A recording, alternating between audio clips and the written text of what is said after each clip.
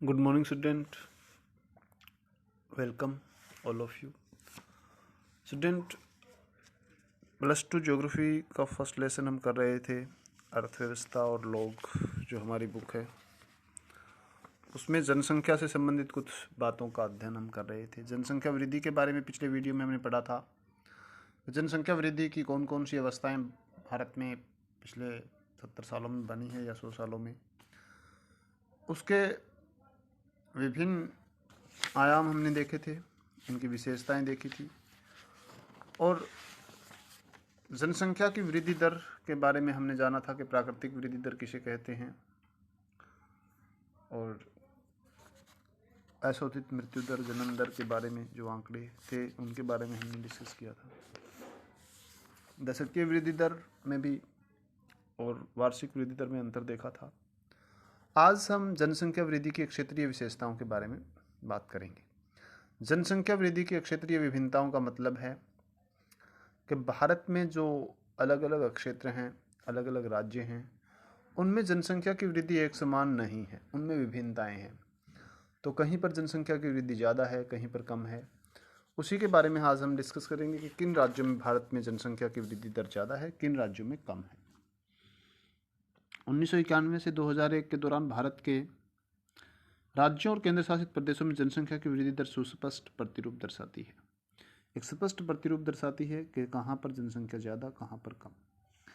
केरल, कर्नाटक, तमिलनाडु, आंध्र प्रदेश, उड़ीसा, पुडुचेरी, गोवा जैसे राज्यों में वृद्धि दर निम्न पाई जाती है। ये कुछ राज्य हैं जिनमें जनसंख्या की वृद्धि दर काफ़ी कम पाई जाती है, जो दशक में 20% से अधिक नहीं हुई।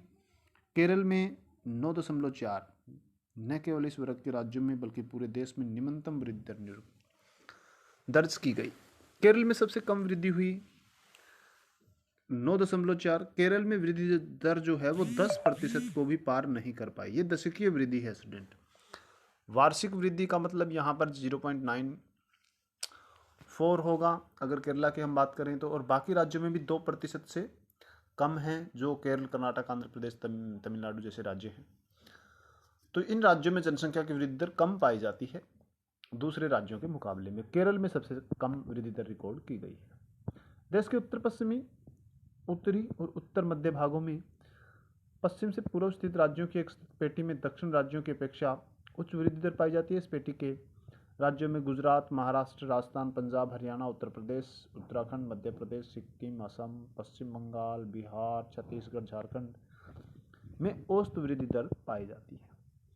अब कुछ राज्य ऐसे हैं जिनमें औसत वृद्धि दर पाई जाती है, यानी कि मध्यम वृद्धि दर इनको हम कह सकते हैं कि निम्न वृद्धि दर वाले राज्य नहीं हैं ये, इनमें निम्न वाले राज्यों से ज़्यादा वृद्धि दर हैं। तो ऐसे राज्यों में एक पूरा उत्तर भारत का जो पट्टी है उसमें पाई जाती है ये पंजाब, हरियाणा, उत्तर प्रदेश, गुजरात, महाराष्ट्र, उत्तराखंड, सिक्किम, पश्चिम बंगाल, बिहार, छत्तीसगढ़, झारखंड, ये सभी राज्य यहाँ पर आ जाते हैं। 2001 से 2011 के दौरान सभी राज्यों और केंद्र शासित प्रदेशों में पिछले दशक की तुलना में जनसंख्या वृद्धि दर धीमी रही है। 6 सर्वाधिक जनसंख्या वाले राज्यों में उत्तर प्रदेश, बिहार, महाराष्ट्र, पश्चिम बंगाल, आंध्र प्रदेश और मध्य प्रदेश भी आते हैं। इनकी तुलना में दशकीय वृद्धि दर जो है वो कम रही है 2001 की तुलना में 2011 में, यानी कि 2001 में जो जनगणना हुई उसकी तुलना में 2011 में जो जनगणना हुई वहाँ पर दशकीय वृद्धि दर इन राज्यों में कम पाई गई। आंध्र प्रदेश में सबसे कम 3.5% वार्षिक वृद्धि दर, महाराष्ट्र में सर्वाधिक 6.7% की गिरावट दर्ज की गई है, तमिलनाडु में 3.9% की गिरावट, पुडुचेरी में 7.1 पिछले दशक की तुलना में कुछ वृद्धि दर दर्ज की गई है। तो इन राज्यों में वृद्धि दर जो है वो पिछले सालों की तुलना में काफ़ी कम पाई गई है। भारत में जनसंख्या वृद्धि का एक महत्वपूर्ण पक्ष इसके किशोरों की वृद्धि है। भारत में जब जनसंख्या की बात करते हैं तो हम इसमें किशोरों की जनसंख्या की बात करते हैं। किशोरों की जनसंख्या का मतलब 10 से 19 वर्ष की आयु वर्ग का 20% है, जिसमें से 52.7% किशोर और 47.7% किशोरियाँ सम्मिलित हैं। मतलब कि जो किशोर जनसंख्या है भारत की, किशोर का मतलब होता है कि 10 से 19 वर्ष तक की आयु वर्ग के जो बच्चे हैं उनकी जो जनसंख्या का अनुपात है भारत में, वो टोटल भारत की जनसंख्या का 20% है। और अगर इस 20.9% को हम 100 मान लें तो उसमें 52% किशोर हैं और 47% किशोरियां हैं, यानी कि लड़कियां हैं।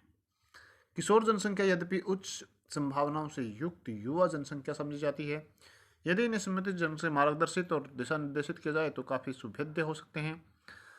जहाँ तक इन किशोरों का संबंध है, समाज के सक्षम अनेक चुनौतियां हैं, जिनमें से कुछ विवाह की निम्न आयु, निरक्षरता, स्त्री निरक्षरता, विद्यालय वितरण छात्र, पोषकों की निम्न ग्राह्यता, किशोरी माताओं में उच्च मातृ मृत्यु दर, HIV एड्स के संक्रमण की उच्च दरें, शारीरिक और मानसिक अपंगता, मंदता, औषधि दुरुपयोग, मंदिरा सेवन, किशोर उपचार और अपराध करना इत्यादि शामिल है। ये जो किशोर जनसंख्या है, ये जनसंख्या यद्यपि उच्च संभावनाओं से युक्त होती है, मतलब कि यहाँ पर बहुत सारी संभावनाएं होती है, क्योंकि ये युवा जनसंख्या होती है आने वाले सालों के लिए, और युवा जो हैं वो देश के निर्माण में भाग लेते हैं। तो इन जनसंख्या पर इनको मार्गदर्शित और निर्देशित करना आवश्यक है। लेकिन कुछ एक ऐसे कारण और चुनौतियां हैं इस युवा जनसंख्या को लेकर के, जिसकी वजह से ये अपराध की तरफ अपना उन्मुख हो जाते हैं। जैसे निरक्षरता है, स्त्री शिक्षा, विद्यालय में स्कूल ड्रॉप आउट रेशो, बहुत सारे कम बच्चे जा नहीं पाते हैं, बहुत सारे बच्चे HIV एड्स जैसी बीमारियाँ, संक्रमण की उच्च दरें इस उम्र में। तो ये सारी चीज़ें जो हैं इनको अपराध की ओर प्रवर्तित करती है। तो ये इस युवा जनसंख्या के लिए काफ़ी चैलेंजेस भरा भी है। इन तथ्यों के दृष्टिगत रखते हुए भारत सरकार ने किशोरों को उच्च शिक्षा प्रदान करने के लिए कुछ नीतियां बनाई है, ताकि उनको गुणों का बेहतर मार्गदर्शन और उपयोग किया जा सके। राष्ट्रीय युवा नीति एक ऐसा उदाहरण जिसमें हमारी विशाल युवा और किशोर जनसंख्या के समग्र विकास को देखते हुए अभिकल्पित किया गया है। अब भारत सरकार ने इन युवा जनसंख्या के ऊपर कुछ निवेश किया है, यानी कि कुछ नीतियां अलग से इन युवाओं के लिए बनाई हैं। जो ये किशोर जनसंख्या है, इसके लिए अलग से नीतियां बनाई गई है। शिक्षा नीति प्रदान की, इनको के उपयुक्त शिक्षा दी जाए, इसके लिए कुछ विशेष प्रावधान किए गए हैं, ताकि इनका समग्र विकास का मतलब होता है कि संपूर्ण विकास हो सके, आर्थिक, राजनीतिक, मानसिक विकास, ये सभी प्रकार का विकास हो सके, ये अभिकल्पित किया गया है। इनके लिए राष्ट्रीय युवा नीति 2014 फरवरी 2014 में आरंभ की गई, जो भारत के युवाओं के लिए एक समग्र दूरदर्शी प्रस्ताव रखती है। देश के युवाओं को अपनी पूरी क्षमता का उपयोग करने के लिए सक्षम बनाना, इसके द्वारा भारत को राष्ट्रों के समूह में उचित स्थान प्राप्त करने में सक्षम बनाना, भारत को युवाओं को पूरी क्षमता का उपयोग करने में सक्षम बनाना, इस नीति का मुख्य उद्देश्य है। राष्ट्रीय युवा नीति का उद्देश्य है, और उनको उचित स्थान, समाज में जो बच्चे हैं उनको उचित स्थान देने के लिए ये नीति काम करती है। राष्ट्रीय युवा नीति 2014 15 से 29 वर्ष के आयु समूह के युवाओं को युवा के रूप में परिभाषित करती है। 15 से 29 वर्ष के जो लोग हैं उनको युवा मानती है, और उनके अनुसार ये विभिन्न कौशल उनमें विकसित करती है। भारत सरकार ने 2015 में कौशल विकास और उद्यमिता के लिए नीतियां बनाई है, जिनका उद्देश्य देश भर में हो रही कौशल से संबंधित गतिविधियों की एक रूपरेखा प्रदान करना है। साथ ही साथ इन गतिविधियों को एक मानक के साथ बांधना तथा विभिन्न कौशलों के द्वारा इनके भाग केंद्रों के साथ जोड़ना। अब इस नीति को पूरे भारत में लागू करने के लिए भारत सरकार ने कुछ कौशल विकास नीतियां भी बनाई हैं, जिसका उद्देश्य देश भर में कौशल को विकसित करना, संबंधित गतिविधि, यानी कि जिस भी युवा का जिस फील्ड में इंटरेस्ट है उसी के कौशल को उसमें विकसित किया जाएगा, और एक रूपरेखा प्रदान की जाएगी कि इस तरह से वो अपना विकास कर सकते हैं। एक मानक उनके लिए होंगे, और उसके लिए केंद्रों की स्थापना की गई है। उपरोक्त के विवेचन से स्पष्ट होता है कि देश में दिक् और काल के संदर्भ में जनसंख्या में वृद्धि दर में व्यापक भिन्नता पाई जाती है। जनसंख्या की वृद्धि से अनेक सामाजिक समस्याओं का उजागर करती है।